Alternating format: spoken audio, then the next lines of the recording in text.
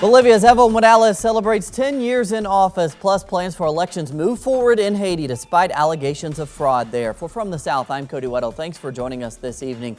To begin, we go to Bolivia, where Bolivian President Evo Morales has celebrated the 10th anniversary of his first election with an ancestral indigenous ceremony. We bring you this now from our correspondent in Bolivia, Dmitry ODonnell, who was there. Evo Morales is Bolivia's longest-serving head of state and the first indigenous president. As dawn broke at the historic site of Tiwanaku near La Paz, a special centuries-old ritual took place to mark his decade as leader. Hands raised and facing the sun to honor Pachamama, or Mother Earth, the president acknowledged he has a lot to be thankful for. No sé cómo ha pasado 10 años. I don't know how it's been 10 years already. We've already been carrying out a decade of revolution, 10 years of changes.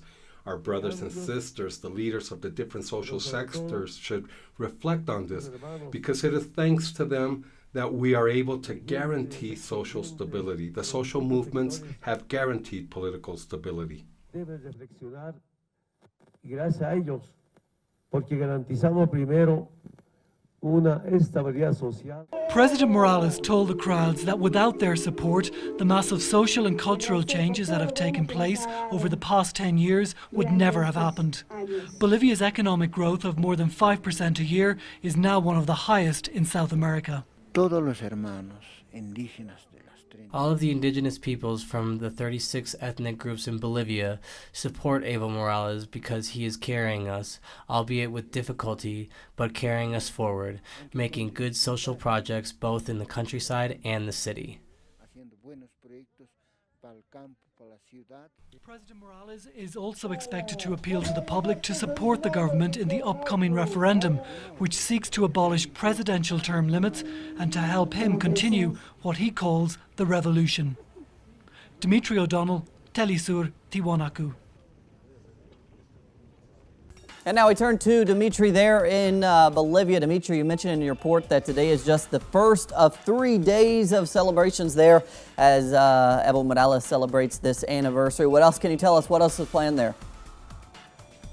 Well, Cody, if today was all about looking back to the past and celebrating the last 10 years, tomorrow is going to be very much focused on looking to the future, the next couple of years for Evo Morales in office. Tomorrow we will see a formal ceremony take place outside the presidential palace in La Paz. There will also be a formal parade, including all the social movements, these grassroots movements that got Evo Morales first elected back in 2005. The main highlight of the day, though, will be a nationally televised address made by Evo Morales in Congress, where he sets out his plan for the next year, where he talks about the last 10 years in office and what he wants to achieve in the years that he has left before next month's referendum.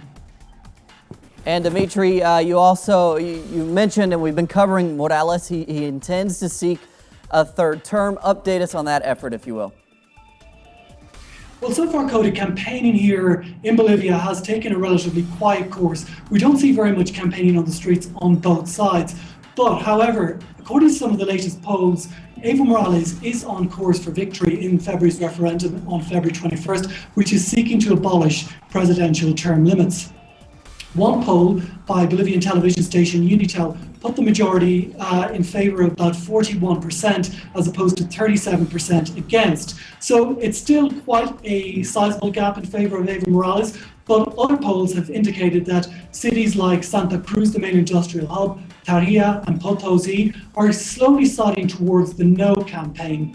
And with 1 month left to go, it's still all to play for. Certainly Evo Morales cannot rest on his laurels with 1 month of campaigning, 1 full month of campaigning still left here in Bolivia.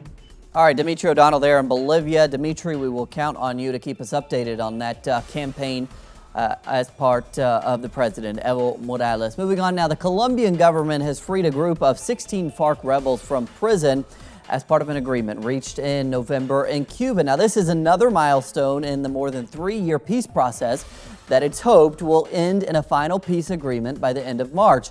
The released prisoners must agree not to return to the ranks of the FARC and to contribute to building peace. 4 of them will join the ongoing peace talks in Havana. And also in Colombia now, the government is asking women to postpone getting pregnant due to fears over that Zika virus. Now, the mosquito-borne virus has already infected more than 13,000 people in that country. 560 of them were pregnant women, and that number could hit as many as 70,000, the number of people infected. Now, fortunately, no cases of newborns suffering from the microcephaly have been registered so far there. Authorities are questioning a congresswoman named Lucero Sanchez from the Mexican state of Sinaloa for her alleged ties to the drug kingpin Joaquin El Chapo Guzman. Now, officials say they have evidence that Sanchez visited El Chapo in Altiplano, the federal prison, using false ID before he escaped last year. Sanchez held a press conference last year where she denied knowing, visiting, or being Guzman's girlfriend.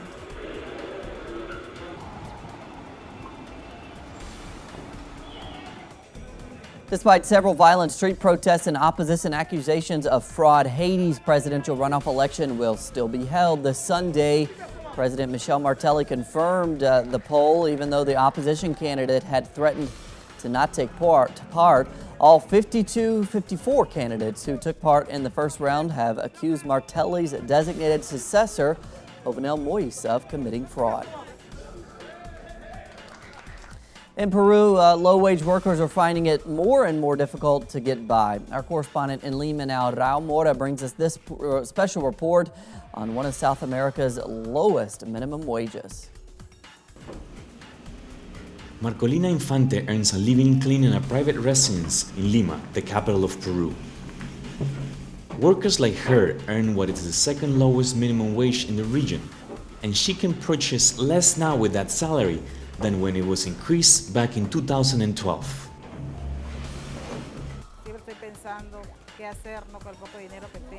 I'm always thinking about what I can do with the little money I have. It is only enough to eat. We have to ration everything to do with eating. Not many vegetables because those are the most expensive. There's no meat anymore. Even for dressing, we have forgotten about buying things. And if anything happens, I have to get money from wherever to deal with the disease. I'm afraid. I don't even want him to get sick because I know that it's expensive, and what I earn is not going to be enough to cover my son's diseases.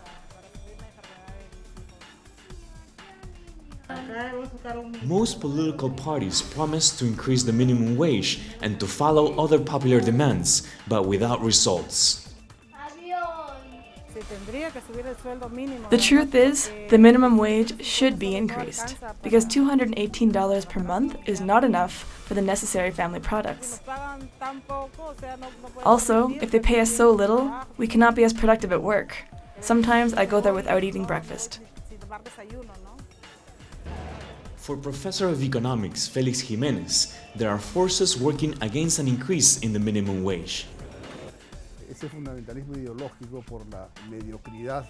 The mediocre economic fundamentalism by the political elite and in those who generate currents of opinions is very deep in my country.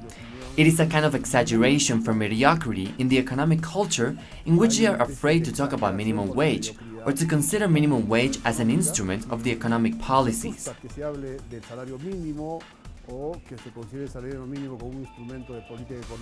They believe the labor market should work without any regulation, and that is why they plan the elimination of all the labor rights. While the debate continues, millions of Peruvians like Marcolina will have to survive with less money than what is needed for a decent, healthy living.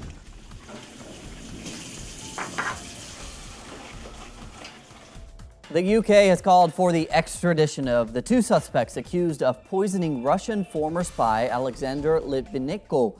Now, it has also frozen their assets. The British government will summon Russia's ambassador in response to the Alexander Litvinenko murder report, which says a Russian intelligence chief authorized that poisoning.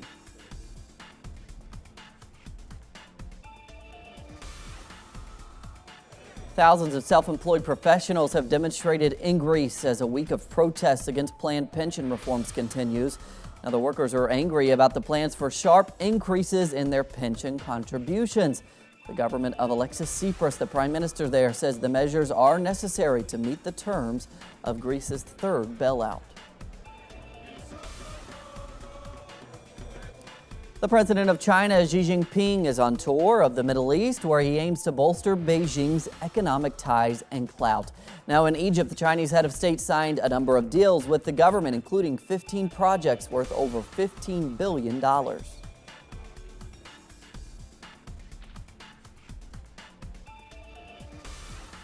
Real Madrid football player Cristiano Ronaldo is about to meet his biggest fan, 4-year-old Palestinian kid Ahmed al-Dawashba.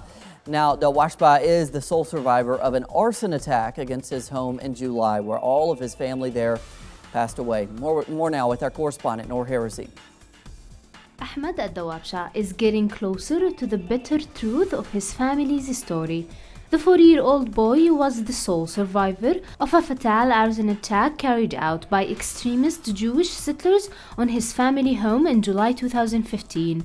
The child lost both his parents as well as his 18-month-old brother Ali consecutively.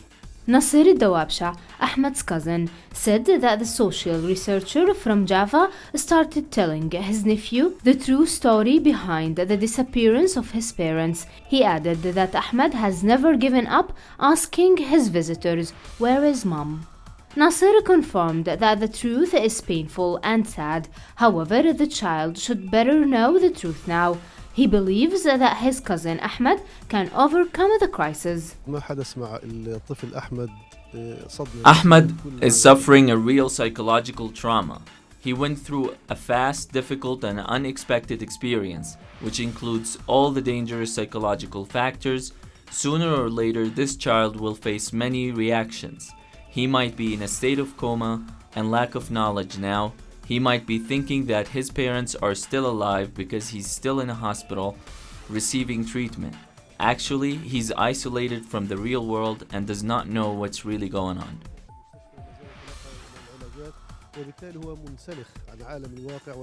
In pleasant news for Ahmed, Palestinian-American businessman Farouk Shami said Wednesday that he was arranging for the child to fulfill his dream of meeting football star Cristiano Ronaldo. The Real Madrid Football Club announced earlier that they would be receiving Ahmed following a request from the club's official fan base in the occupied Palestinian territories. Noor Heresy, teleSUR TV.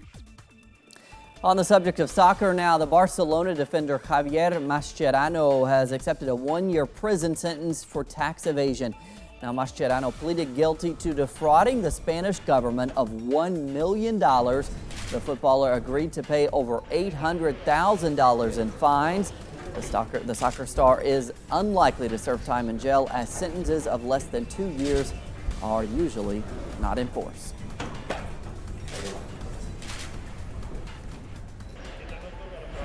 And that's what we're covering on this Thursday, January the 21st, here from Caracas, Venezuela. Thanks for joining us. Be sure to join us on social media, Facebook, Twitter, and Instagram. See you back here tomorrow.